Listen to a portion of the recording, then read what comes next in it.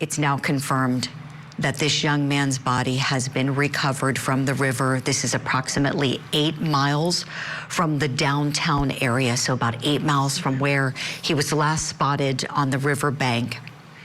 He's been recovered in the western portion of Nashville this morning.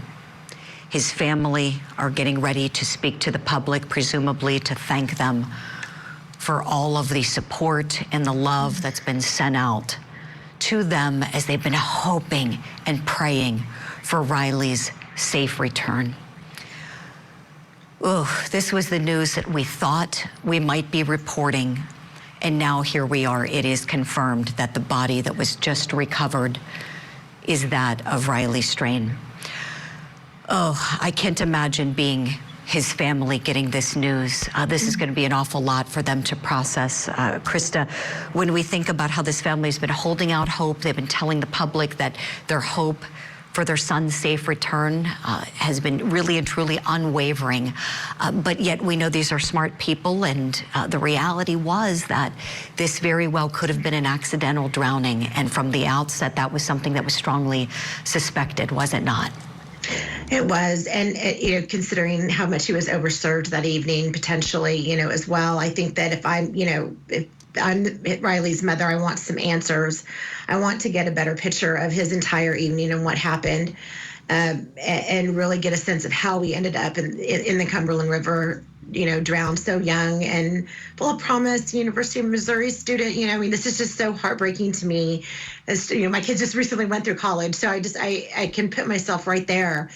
And, I think I would want to know, I want to know everything right now. I want to know what happened to him, what his last, moments were like. Was there any foul play, or was this a pure accidental drowning? And did these bars that overserved him play any role?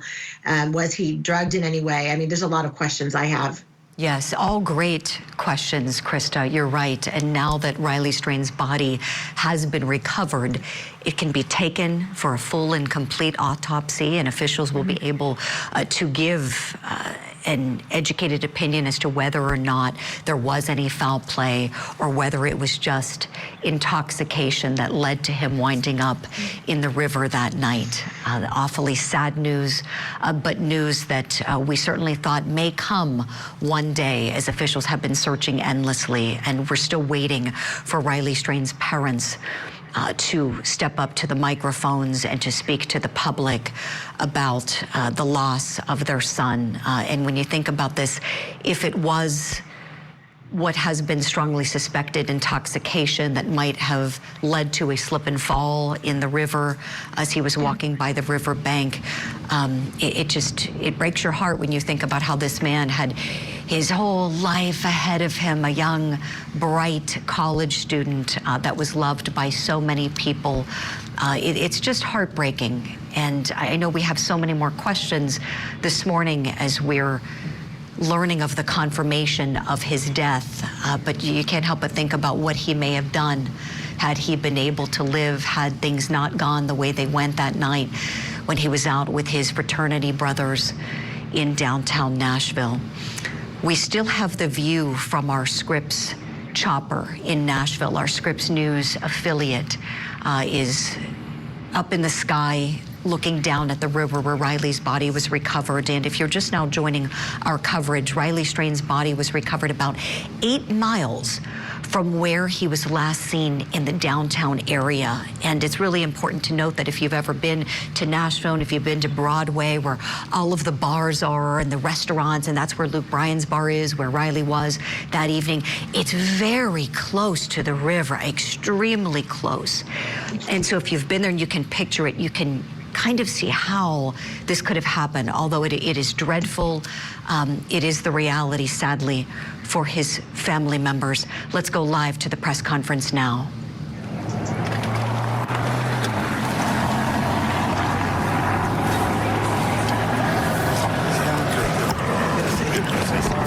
Looking at Sky 5 right now, just the vantage point overhead, that larger perspective. Here's Don Aaron with Metro Police. Everybody give me a thumbs up if you're ready. Looking around. Okay, here. All right. This morning we have a unfortunate update for you on the Riley Strange search. Chief John Drake, Metropolitan Nashville Police Department, will be speaking with you. Chief Drake. Thank you, Don, and good morning, everyone.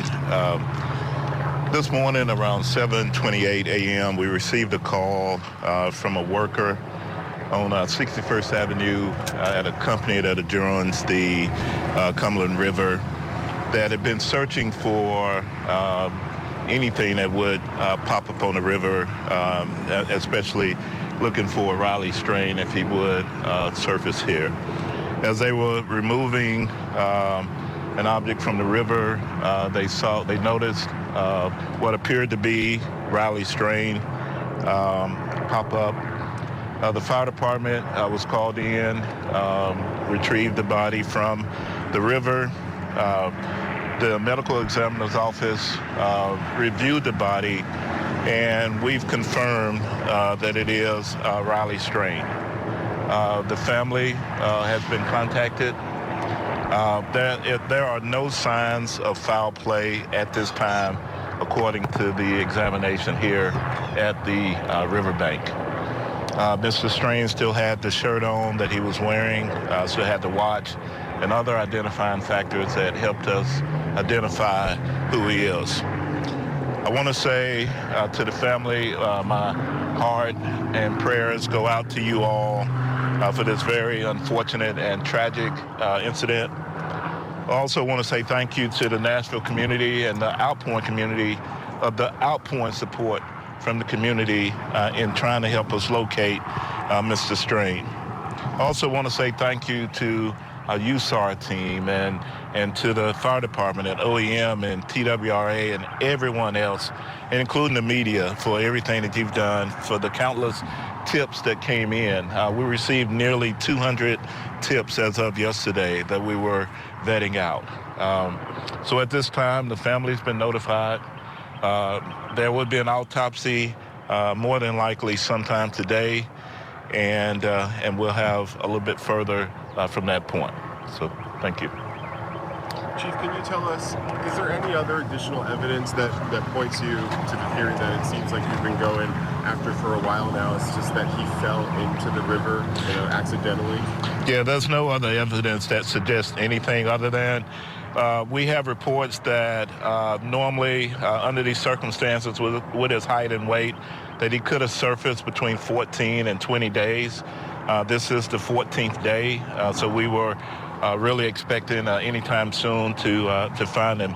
In fact, our search teams was going to put in the water here this morning and then search from this point further down. So we were in the right spot. It's just unfortunate. But there's nothing to suggest anything other than any foul play at all. You said that these were crews that were actually looking for him that found him? Yes, that's so there's workers typically on the river, whether it's barge companies, concrete companies, other businesses that actually are on the river, and they look routinely. It's happened countless times before. And as they moved, I believe, a barge, and don't quote me on that, they removed something from the river, and as they moved it, they noticed Mr. Strain, so and called it in. Typically work on the water. They weren't necessarily search crews. Right. Yep. Yeah. Okay, thank you all. Thank you.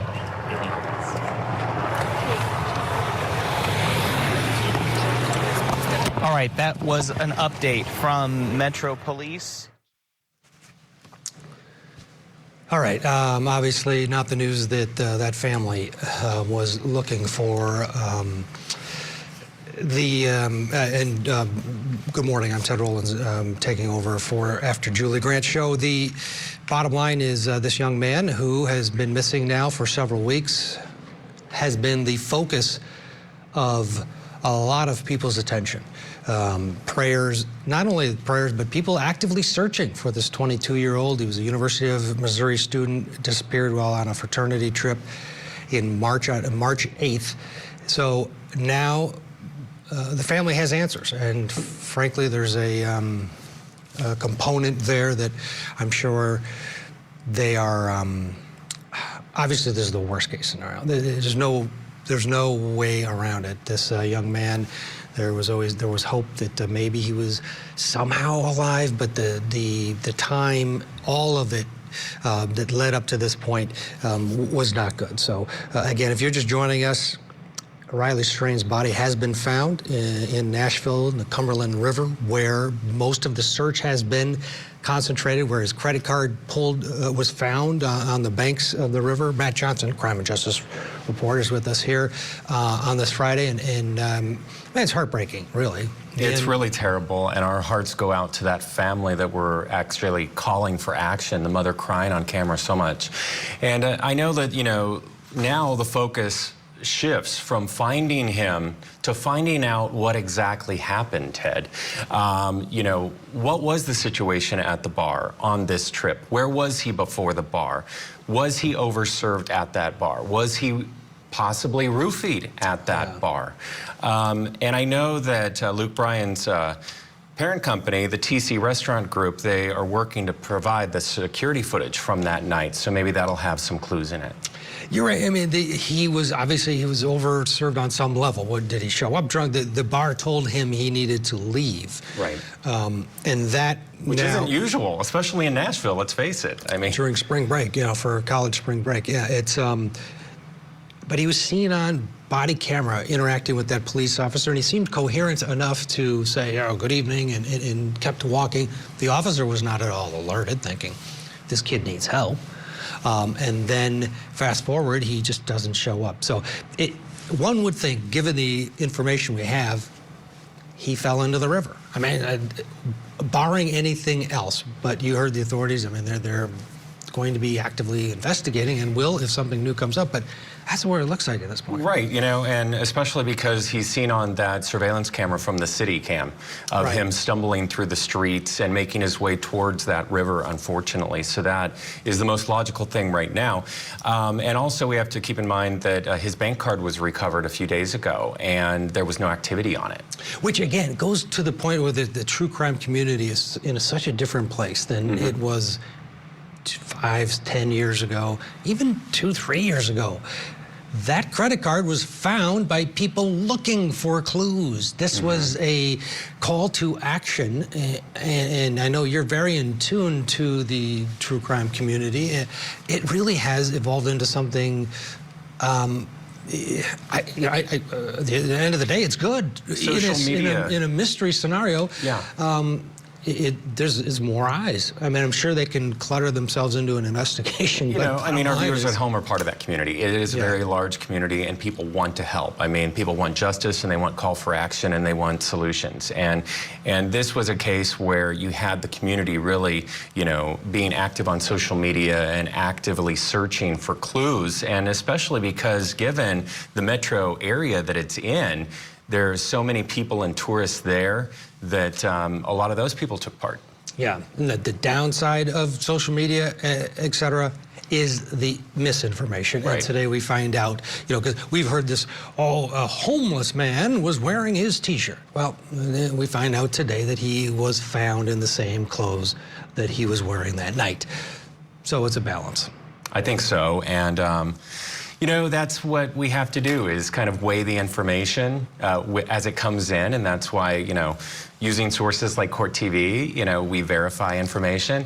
That's why you can't trust everything on the internet, but again, getting the missing person's photo out there is the most critical. Absolutely, yeah, and getting that army of people looking and having that individual, and the family did what was really appreciative in terms of the efforts looking for the son. If you're just joining us, the headline is that it has been confirmed that Riley Strain's body has been found in the Cumberland River in Nashville there. If you missed the beginning of the press conference, we're going to rewind it and pick it up right from the beginning where the announcement was, the sad announcement was made just moments ago. Good morning, everyone. This morning around 7:28 a.m., we received a call from a worker on 61st Avenue at a company that adjoins the Cumberland River that had been searching for anything that would pop up on the river, especially looking for Riley Strain if he would surface here. As they were removing an object from the river. They noticed what appeared to be Riley Strain pop up. The fire department was called in, retrieved the body from the river. The medical examiner's office reviewed the body, and we've confirmed that it is Riley Strain. The family has been contacted. There are no signs of foul play at this time, according to the examination here at the riverbank. Mr. Strain still had the shirt on that he was wearing, still had the watch, and other identifying factors that helped us identify who he is. I want to say to the family, my heart and prayers go out to you all for this very unfortunate and tragic incident. I also want to say thank you to the Nashville community and the outpouring community of the outpouring support from the community in trying to help us locate Mr. Strain. I also want to say thank you to youth. Okay, that was earlier, just a few minutes ago, the announcement that Riley Strain's body has been found in Nashville, in the river, where he was last seen on the banks of, and where his credit card was also located on the banks of the Cumberland River. Krista Ramey, Marie Pereira with us, along with Matt Johnson. Your reaction here, I guess the big question is, how did this man get into this state? Because at this point, you heard the chief there saying no signs of foul play. Obviously, we're going to get a medical examiner to do an autopsy. But Marie, to your reaction, what question do you want answered? How did he fall into the river? And my research says that the bar owner or someone at the bar said he had maybe 1 or 2 drinks and water. So how intoxicated was he? And the police chief was clear to say there are no signs of foul play at this time. But no autopsy has been done, no toxicology. I'm still curious about how did a 22-year-old fall into a river? I think more needs to be investigated, and I'm happy that the family, at least they have his remains, but I'm sure the family is not at rest right now, because I'm still like, wow, he just fell in a river? Krista, what stands out? Yeah, a couple of things. One, I agree with Marie. Absolutely, I think it's way too premature to say no foul play. There are no signs of foul play, I guess, on his body, but the intoxication level is troubling. He's there on a fraternity trip, and I will tell you, with having a lot of experience representing like cases with fraternity hazing and what these young men can do to one another, I am very curious as to what was in his system. Was it just alcohol? You know, I think that Matt may have just mentioned about him potentially, was he happened to him? I want to know, as you know, as an observer, but if I'm his family, I want to know the full picture of what happened. I think it's way too early to say that there are no foul play, that there is no negligence. So I think that we have a lot to learn still. And Matt, the roofie scenario. It happens, and it happens to young men. Yeah, and women, and it happens. This kind of fits that.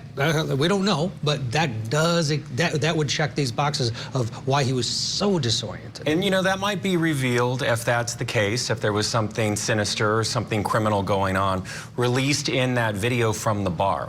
We may be able to see that, or we may be able to rule that out. But it could have also happened before he got at that bar. So will we ever have the full timeline? I want to hear from the friends that were with him, is who I want to hear from as this investigation goes on. But in terms of them saying right away that there is no signs of foul play, I think it's just because it appears that there is no robbery that happened, because he had his watch and his belongings on him, but also, and his credit card wasn't used, but also the fact that there is no trauma on his body. But again, he was under the river. They moved something. He floated up to the top, it sounds like. So we really do need to wait for the medical examiner on this one.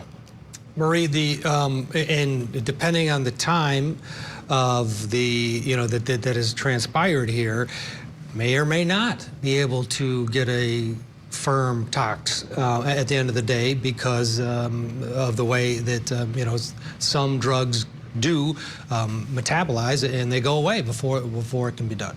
So we may never know.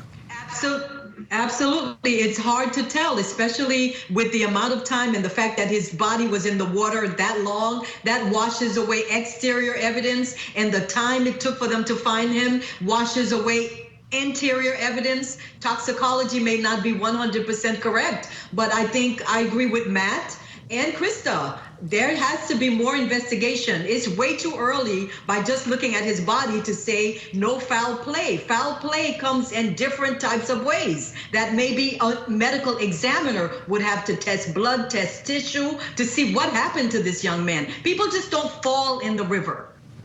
Well, Krista, people do fall in the river. If you're incredibly drunk and there's a river bank, you could fall into the river, and rivers are different than lakes. You go into a river, it could be lights out pretty quick. But I think what Marie's talking about, and I would agree with her. There's reasons why, and not all drugs metabolize after death in the same manner as we say metabolize while you're still living. So some drugs could still be identified in someone's system even days and weeks in this case after death. So I wouldn't rule out that that we can't know if he was drugged or if there was something more than alcohol involved. And we don't have a full picture of the whole night. But when you're drunk or on some sort of drug, yes, you can stumble into a river. But it just doesn't happen to a completely normal sober person. So I don't know that he Well, yeah, no, sober aside, if it's just alcohol, the young man may have consumed too much, Marie. Yeah, but we don't know that. We don't know that it's just alcohol. So I think it's extremely premature to say there are no sounds of foul play. We need to examine everything, his tissue, his blood, everything inside, outside, to see if this was an accident. We don't know because like Krista said, why did he get so intoxicated? Was it something weird he ingested? We need to find that out too. It's okay to fall in the river, but if someone did something to you to cause you to be in a state where you fell, then it's a problem, and that person has to be held accountable. And Matt, the family has been so involved. Outspoken. Yeah. One would think that the answers, to the degree that they can be, the questions, it's the degree that can be answered.